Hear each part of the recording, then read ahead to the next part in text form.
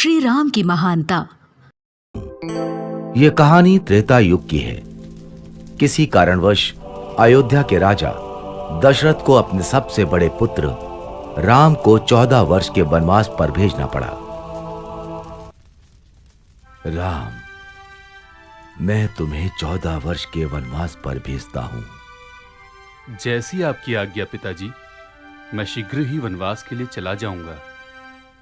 लेकिन उनकी पत्नी सीता उनके बगैर अकेली नहीं रह सकती थी, इसलिए उन्होंने राजा दशरथ से कहा, पिताजी, जब मेरे पति ही नहीं होंगे तो मैं इस महल में रहकर क्या करूंगी? कृपया मुझे भी इनके साथ वनवास जाने की अनुमति दीजिए। और फिर लक्ष्मण ने भी कहा, पिताजी, मुझे भी भैया राम के साथ जाने की अनुमति दीजिए, क्योंकि राम के बिना लक्ष्मण कुछ भी नहीं है। सीता और लक्ष्मण की विनती सुनकर राजा दशरथ ने कहा, समय मुझे तो मेरे राम से दूर कर रहा है, किंतु मैं तुम्हें तुम्हारे प्रिय राम से दूर नहीं कर सकूंगा। इसलिए मैं तुम्हें राम के साथ जाने की अनुमति देता हूं। कुछ दिनों पश्चात राजा दशरथ से अनुमति पाकर राम, सीता और लक्ष्मण के साथ वनवास के लिए चले गए। वो तीनों वन में कुटिया बनाकर रहने लगे। सब कुछ सही चल रहा था। फिर एक दिन शूर्पणखा नाम की राक्षसी वहां से गुजर रही थी। तभी उसने राम और लक्ष्मण को देखा और सोचने लगी, ये दोनों तो अत्यधिक सुंदर हैं और बहुत बलशाली भी ज्ञात होते हैं। मैं इनमें से ही किसी एक से विवाह करूंगी। ये सोचकर उसने अपनी राक्षसी शक्तियों से एक सुंदर स्त्री का रूप धारण किया और वो राम लक्ष्मण के पास गई। पहले वो राम के पास गई और बोली, हे तेजस्वी युवक, मैं आपके रूप और सौंदर्य से बहुत प्रभावित हूँ और आपसे विवाह करना चाहती हूँ। किंतु मेरा विवाह तो हो चुका है और मेरी पत्नी भी मेरे साथ है। तुम विवाह का प्रस्ताव मेरे अनुज लक्ष्मण के पास ले जा सकती हो। वो इस वन में अकेला है।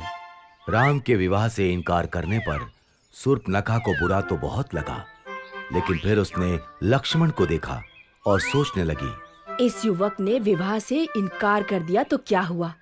इसका भाई लक्ष्मण भी इसी की तरह दिखता है। मैं लक्ष्मण से ही विवाह करूंगी।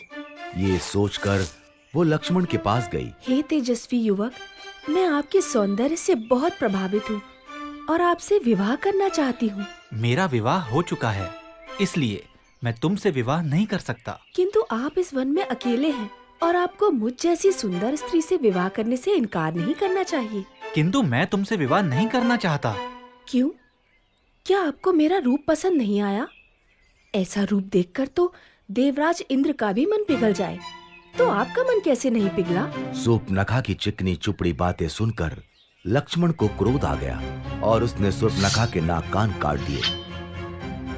नाक कान कटते ही शूर्पणखा अपने राक्षसी रूप में आ गई।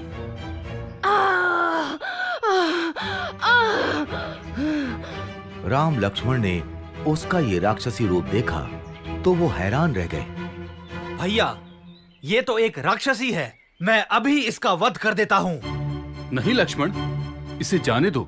शूर्पणखा रोती हुई वहां से चली गई और सीधे अपने भाई लंका के राजा रावण के पास पहुंची। उस समय रावण अपने मंत्रीगण के साथ राज दरबार में बैठा था। भैया रावण, भैया रावण, देखिए आपकी बहन शूर्पणखा के साथ क्या हुआ। शूर्पणखा, तुम्हारा यह हाल किसने किया?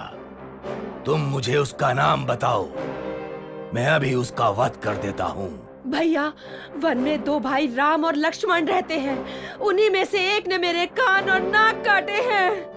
तुम यहीं रुको, मैं अभी उसका सिर धड़ से अलग करके लाता हूँ। नहीं भैया, उन्होंने एक स्त्री का अपमान किया है, इसीलिए इसका प्रतिशोध भी आपको ऐसे ही लेना होगा।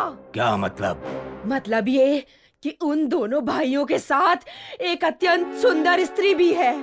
आप उसका हरण कर लीजिए। सीता का हरण होने से राम वैसे ही मर जाएगा। रावण ने शूर्पणखा की बात मान ली। वो एक मायावी राक्षस मारीच के पास गया और बोला, मारीच, मुझे तुम्हारी आवश्यकता है। आज्ञा कीजिए लंकेश। मैं राम की पत्नी सीता का हरण करना चाहता हूँ। इसमें मुझे तुम्हारी सहायता चाहिए। किंतु मैंने सुना है राम बहुत वीर है। अगर उन्हें ज्ञात हुआ कि मैंने उनकी पत्नी को हरने में आपकी सहायता की है तो वो मेरा वध कर देंगे। और अगर तुमने मेरी सहायता करने से मना किया तो मैं अभी यहीं तुम्हारा वध कर दूंगा। मारीच समझ गया कि उसके पास अब कोई मार्ग शेष नहीं बचा है और उसे रावण की सहायता करनी ही पड़ेगी। वो दोनों वन पहुंचे। वहां रावण की तरकीब के अनुसार मारीच ने एक सोने के हिरण का रूप बनाया और वो राम की कुटिया के आसपास टहलने लगा। जल्द ही सीता की नजर उस पर पड़ी। स्वामी, मुझे वो सोने का हिरण चाहिए। ठीक है, मैं अभी उसे तुम्हारे लिए लेकर आता हूँ। ये कहकर राम अपने धनुष बाण के साथ उस हिरण की तरफ चल दिए। भागते भागते बहुत देर हो गई, लेकिन वो हिरण राम के हाथ नहीं आ रहा था। आखिरकार राम ने धनुष पर बाण चढ़ाया और हिरण की तरफ छोड़ दिया। बाण हिरण को जा लगा। बाण लगते ही मारीच अपने असली रूप में आ गया और आवाज बदलकर राम की आवाज में कराहता हुआ चीखने लगा, सीते, लक्ष्मण! लक्ष्मण, लगता है तुम्हारे भैया किसी संकट में हैं। तुम जल्दी जाओ। लक्ष्मण जानते थे कि ये राक्षसों की चाल है, लेकिन वो सीता को मना नहीं कर सकते थे। इसलिए उन्होंने कुटिया के बाहर बाण से लक्ष्मण रेखा बनाई और सीता से बोले, माता जो भी हो, आप इस लक्ष्मण रेखा से बाहर मत आना। और वो आवाज की दिशा की तरफ चल दिए। लक्ष्मण के जाते ही रावण वहां आया और तपस्वी का रूप धारण कर सीता की कुटिया पर पहुंचा।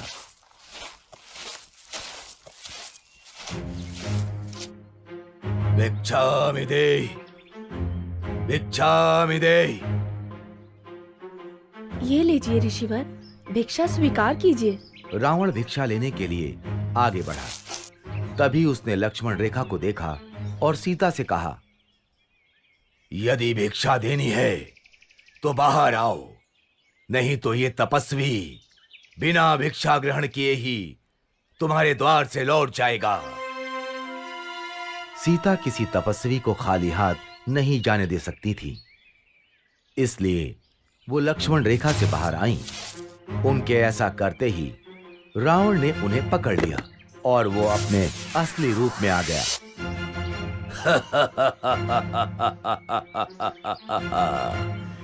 मैं कोई तपस्वी नहीं, मैं लंका का राजा रावण हूं। और रावण सीता का हरण कर उन्हें लंका ले गया।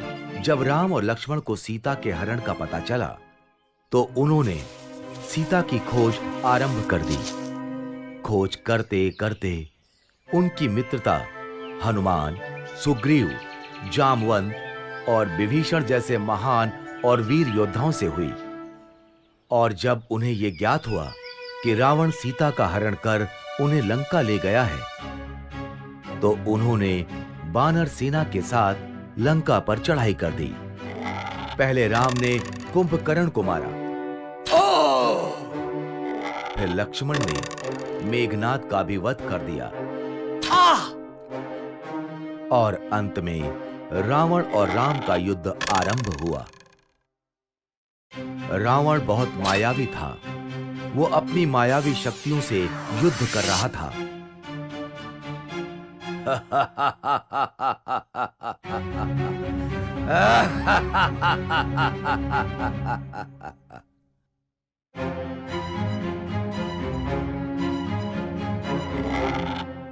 राम के तीर उसे कुछ क्षति नहीं पहुंचा पा रहे थे।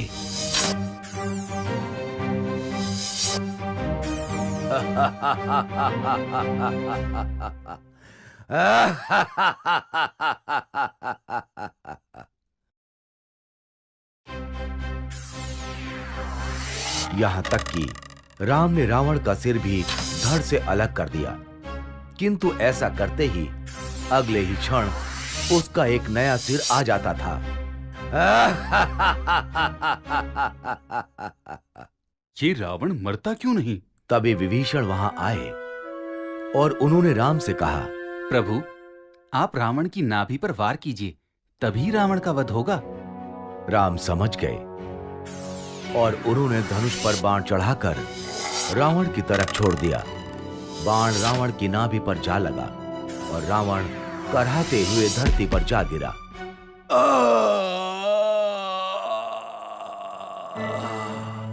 इस तरह राम ने रावण का वध किया और सीता को लंका से छुड़वा लिया।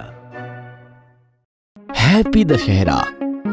गट्टू चिंकी सुबह सुबह उठकर नहा धोआ कर नए नए कपड़े पहनकर काफी उत्साहित थे। मम्मी रंगोली का सामान निकाल रही थी। मम्मी बताओ क्या क्या करना है? गट्टू, पूजन शाम को है, अभी कुछ नहीं करना है। जो करना है हम कर लेंगे, तुम जाओ और खेलो। क्या मम्मी, कभी कहती हो खेलो मत पढ़ाई करो, आज कह रही हो जाकर खेलो। अच्छा तो जाओ पढ़ाई करो। नहीं, ना तो हम पढ़ाई करेंगे और ना ही हम खेलेंगे। आप बताओ क्या करना है? आज हम आपका हाथ बटाएंगे। अरे बाबा, कुछ नहीं करना है, सजावट का काम है। रंगोली, तोरण वगैरह वो मैं और दादी कर लेंगे। तुम दोनों बस जाओ यहाँ से, मुझे मेरा काम करने दो। दादी का नाम सुनते ही गट्टू चिंकी एकदम चौंक गए। क्या कहा आपने? दादी आई है? वो कब आई और हमें किसी ने बताया क्यों नहीं? तभी पीछे से दादी आती हुई बोली, सरप्राइज, शौक लगा कि नहीं? दादी को देखकर गट्टू चिंकी दौड़े और जाकर दादी से लिपट गए। दादी, आप कब आई? मैं कल देर रात की ट्रेन से ही आई। तुम लोगों को जगाया नहीं क्योंकि तुम दोनों गहरी नींद में सो रहे थे। अच्छा किया दादी, आप आ गई। मम्मी हमें कुछ करने ही नहीं देती। अब आप यहीं रहना और मम्मी की अच्छी तरह से खबर लेना। ये सुनकर दादी मुस्कुराते हुए बोली, चिंता मत करो, अब मैं दिवाली होने तक यही हूँ। बताओ क्या परेशानी है? दादी, आज दशहरा है, हम भी काम करना चाहते हैं, लेकिन ये मम्मी काम ही नहीं करने दे रही है। डोंट वरी, तुम दोनों मेरी टीम में आ जाओ। मम्मी खाने की और पूजा की तैयारी करेंगी और हम तीनों मिलकर सजावट करेंगे। अब दोनों को आप ही संभालो। ये लो रंगोली। चिंकी ने मम्मी से रंगोली के डिब्बे लिए। ये देखकर गट्टू बोला, आप दोनों रंगोली बनाओगे तो मैं क्या करूं? मुझे भी कुछ करना है। हाँ हाँ जरूर, तू मम्मी से आम के पत्ते, गेंदे के फूल और सुई धागा लेकर आना। मैं तुम्हें तोरण बनाना सिखाती हूँ। चल चिंकी। ऐसा कहकर दादी और चिंकी बाहर की तरफ निकल गए।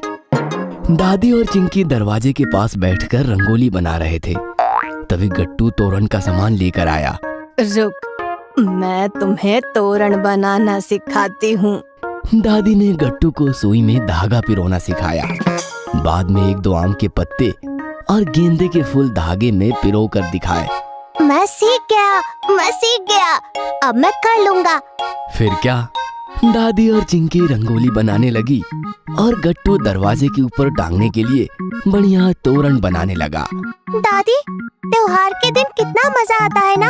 हम सुबह उठते हैं, नए कपड़े पहनते हैं, पूजा पाठ करते हैं, मीठा खाना खाते हैं। दिन कैसे निकल जाता है पता ही नहीं चलता। मन एकदम प्रसन्न हो जाता है। मेरा मन तो ये आम के हरे भरे ताजे पत्ते और पीले गेंदे के फूल देखकर और उनकी महक सूंघकर ही प्रसन्न होता है। हाँ, इसीलिए तो त्योहार और शुभ कार्य के अवसर पर घर को आम और गेंदे के फूलों का तोरण चढ़ाने की प्रथा है, जिससे घर में प्रसन्नता बनी रहे। दादी, ये दशहरे की प्रथा कब से शुरू हुई? बहुत साल पहले, बहुत बहुत बहुत साल पहले। तब आप भी थी क्या? गट्टू का सवाल सुनकर दादी हंसते हुए बोली, अरे पगले, तब ना तो तुम्हारी दादी थी और ना तुम्हारे दादी की दादी थी। तुमने रामायण महाभारत देखा है ना टीवी पर। उस पुराण काल से दशहरे का त्योहार मनाया जाता है। दशहरा क्यों मनाया जाता है? सिंपल है, हम सब मिलकर एंजॉय कर सके, मीठा मीठा खाना खा सके, है ना दादी? हाँ हाँ, लेकिन एंजॉय करने के लिए भी तो कोई वजह होनी चाहिए। तुम स्कूल में फर्स्ट आते हो तभी तो मिठाई बांटते हो। पापा को प्रमोशन मिलता है तो मम्मी कैसे पार्टी अरेंज करती है, हम सब सेलिब्रेशन करते हैं। ठीक उसी प्रकार दशहरा मनाने के पीछे भी कई सारी वजह थी। क्या वजह है दादी? हमारी भारत भूमि बड़े बड़े देवताओं की भूमि है, योद्धाओं की भूमि है। युद्ध और शौर्य तो हमारी नस नस में दौड़ता है। प्रभु श्री राम तो देवता भी है और योद्धा भी है। कहते हैं जब माता सीता का हरण करने के कारण रावण और श्री राम में घनघोर युद्ध हुआ, तब श्री राम ने दुष्ट रावण का वध किया और वो माता सीता को अयोध्या लेकर आए और उनके लौटने की खुशी में नगरवासियों ने दशहरा मनाया। तब से ये प्रथा शुरू हुई जो आज तक चली आ रही है। आज भी लोग अपने शस्त्र अस्त्र का पूजन करते हैं और रामलीला में रावण का पुतला जलाकर दशहरा मनाते हैं। आसान भाषा में कहें तो दशहरा मतलब असत्य पर सत्य की जीत है। आज हमें प्रत्यक्ष रूप से युद्ध करने की आवश्यकता तो नहीं, लेकिन हमारे अंदर जो जो बुराइयां हैं उनसे युद्ध करके सत्य और अच्छाई स्थापित करने का दिन है आज। तभी मम्मी बाहर आई और तीनों को देखकर बोली, तुम तीनों अभी तक बातें ही कर रहे हो? चलो चलो जल्दी करो, 10 बजने वाले हैं। सब काम खत्म करके शाम को पूजा और खाना होने के बाद हमें रामलीला और मेला देखने भी जाना है। ये सुनकर तो गट्टू चिंकी के खुशी का ठिकाना ही नहीं रहा। सबने मिलकर फटाफट सारे काम निपटा दिए। शाम को मम्मी पापा गट्टू चिंकी और दादी ने मिलकर दशहरे का विधिवत पूजन किया। पापा का लैपटॉप, ऑफिस का सामान, गट्टू चिंकी के बुक, नोटबुक्स वगैरह स्कूल के सामान का भी पूजन हुआ। बोलो प्रभु श्री रामचंद्र की जय। जानकी चंद्र श्री राम की जय। बोलो संकट मोचन रामदूत पवन पुत्र हनुमान की जय। इस प्रकार उत्साह के साथ पूजा संपन्न हुई। फिर सबने मिलकर मम्मी का बनाया हुआ ढेर सारा मीठा मीठा और टेस्टी खाना खाया। खाना खत्म होते ही पापा बोले, आप दोनों फटाफट तैयार होकर आ जाओ, मैं नीचे पार्किंग में जाकर गाड़ी निकालता हूँ। चलो गट्टू चिंकी। पापा कहाँ जाना है? अरे सुबह तो बताया था, रामलीला नहीं देखनी है, मेला नहीं घूमना है क्या? शिट, मैं तो भूल ही गई थी। चलो पापा, ये चलो। फिर क्या था, गट्टू चिंकी पापा की उंगली पकड़कर उछलते हुए मेला घूमने निकल पड़े। लंका दहन। जब राम और लक्ष्मण वानर सेना समेत सीता जी की खोज कर रहे थे, उस समय एक ऐसा क्षण आया जब सभी भारत के दक्षिणी तट पर आकर रुक गए। दूर दूर तक फैला समुंदर और उसके अलावा कुछ नहीं दिखाई दे रहा था। तब हनुमान समुंदर के ऊपर से उड़ते हुए सीता को ढूंढने लंका पहुंचे। लंका पहुंचकर वो सीता की तलाश करने लगे। कहाँ है माता सीता? तभी उन्हें अशोक वाटिका दिखाई दी। वो अशोक वाटिका में गए तो उन्होंने देखा कि एक दुखी स्त्री पेड़ के नीचे बैठी है। हो ना हो, यही सीता माता हैं। वो उनके पास गए। उन्हें देखकर सीता डर गई। कौन हो तुम? क्या तुम्हें रावण ने भेजा है? नहीं माता, मुझे प्रभु श्री राम ने भेजा है। मैं रामदूत हनुमान हूँ। नहीं, तुम रामदूत नहीं हो सकते। तुम अवश्य ही रावण के कोई मायावी राक्षस हो और भेष बदल कर आए हो।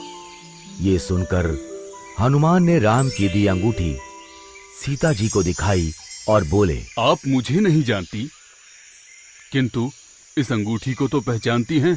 ये तो मेरे स्वामी की अंगूठी है। उन्होंने ही मुझे ये अंगूठी आपको देने के लिए कहा था और ये कहलवाया है कि वो जल्द ही आएंगे और आपको यहाँ से मुक्त करवा कर ले जाएंगे। ये चूड़ामणि श्री राम को दे देना और उनसे कहना कि उनकी सीता उनकी प्रतीक्षा कर रही है। चूड़ामणि लेकर हनुमान जी ने सीता जी से कहा, माता, मुझे बहुत भूख लग रही है, इसलिए अगर आपकी आज्ञा हो तो क्या मैं इस वाटिका से कुछ फल खा सकता हूँ? अवश्य हनुमान, तुम जितने चाहो उतने फल खा सकते हो। सीता जी से आज्ञा पाकर हनुमान एक पेड़ से दूसरे पेड़ पर कूदते हुए मीठे फल खाने लगे। ये फल तो बहुत मीठे और रसीले हैं। इस बीच उन्होंने वाटिका के बहुत से वृक्ष उखाड़ दिए। ये देखकर वाटिका की देखरेख करने वाले सैनिक हनुमान को रोकने आए। रुक जाओ वानर, तुम मुझे खाना खाने से रोकते हो? ये कहकर हनुमान ने उन राक्षसों को उठाकर जमीन पर पटक दिया। लंकेश! इसके बाद और भी बहुत से राक्षस हनुमान से युद्ध करने आए, किंतु हनुमान ने एक एक कर उन सभी को धूल चटा दी।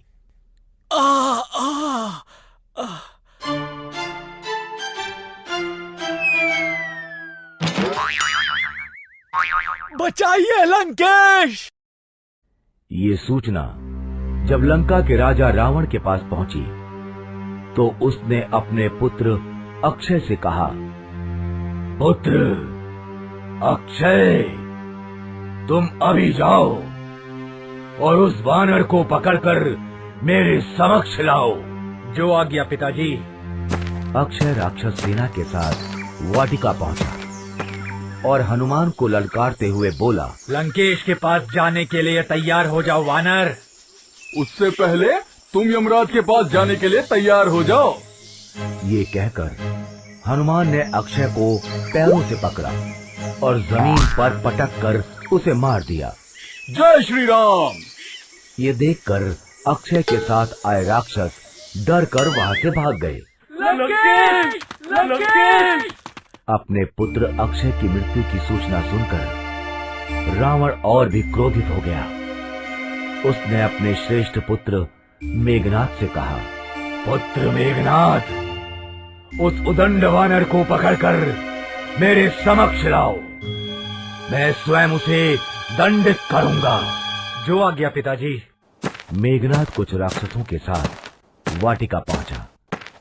मेघनाद को देखकर हनुमान सोचने लगे, ये तो कोई बहुत बड़ा योद्धा प्रतीत होता है। अब तो क्या हुआ, मैं भी राम भक्त हनुमान हूँ। ये सोचकर हनुमान ने एक पेड़ उखाड़कर मेघनाद की तरफ फेंका। जय श्री राम! पेड़ मेघनाद के ऊपर जा गिरा और वो मूर्छित होकर जमीन पर गिर गया। कुछ देर बाद मेघनाद उठा और हनुमान से युद्ध करने लगा, किंतु हनुमान बहुत आसानी से उसकी हर माया को काट देते। जय श्री राम! अंत में मेघनाद ने ब्रह्मास्त्र का आवाहन किया।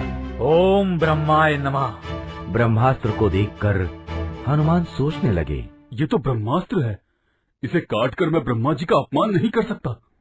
उन्होंने मेघनाद से कहा, रुको राक्षस, ब्रह्मास्त्र का उपयोग मत करो, मैं तुम्हारे साथ चलने के लिए तैयार हूँ। मेघनाद ने ब्रह्मास्त्र को लौटा दिया और नागपाश से हनुमान को बांधकर रावण की सभा में ले गया। रावण ने हनुमान से कहा, मूर्ख वानर, तुम कौन हो? तुम्हें किसने भेजा है? मैं रामदूत हनुमान हूँ। मुझे उन्होंने भेजा है जिन्होंने शिवजी के महान धनुष को तोड़ा, महाबली बाली का वध किया और जिसकी पत्नी को तुम छल पूर्वक हर कर लंका ले आए हो। मुझे उन श्री राम ने भेजा है। बहुत ज्ञान की बातें करते हो, लगता है तुम्हारी मृत्यु निकट आ रही है। मेरी नहीं अपितु तुम्हारी मृत्यु निकट आ रही है। अभी भी समय है रावण, सीता माता को लौटा दो और प्रभु श्री राम से क्षमा मांग लो। ये सुनकर रावण बहुत ज्यादा क्रोधित हो गया। उसने कहा, अभी इस वानर का वध कर दो। तभी सभा में बैठे रावण के भाई विभीषण खड़े हुए और बोले, नहीं भैया, ये दूत है और किसी दूत को मारना नियमों के विरुद्ध है। इस पर रावण ने सभा में बैठे दूसरे मंत्रियों से पूछा, तो उनमें से एक ने कहा, लंकेश, वानरों को अपनी पूंछ बहुत प्रिय होती है, क्यों ना इसकी पूंछ में आग लगा दी जाए? हाँ, यही सही रहेगा। इससे किसी नियम का उल्लंघन भी नहीं होगा। और फिर रावण ने सैनिकों को आदेश देते हुए कहा, इस वानर की पूंछ पर कपड़ा लपेटकर उसमें तेल डालकर आग लगा दी जाए। राक्षसी सेना हनुमान की पूंछ पर कपड़ा लपेटने लगी। हनुमान अपनी पूंछ को लंबा करते गए। फिर राक्षसी सेना ने हनुमान की पूंछ में आग लगा दी और उन्हें छोड़ दिया। हनुमान वहां से कूदकर बाहर आए। जय श्री राम! और फिर एक महल से दूसरे महल पर कूदते हुए पूरी लंका में आग लगाने लगे। जय श्री राम! जय श्री राम! जल्द ही आग फैल गई और पूरी लंका जलने लगी। किंतु इस आग से सीता की अशोक वाटिका और विभीषण का महल नहीं जले। धीरे धीरे हनुमान की लगाई आग में पूरी लंका राख हो गई। फिर हनुमान ने समुद्र में अपनी पूंछ पर लगी आग बुझाई और श्री राम का नाम लेते हुए वानर सेना की तरफ उड़ गए। जय श्री राम! इस तरह हनुमान ने सीता माता का पता लगाया और रावण की लंका दहन की।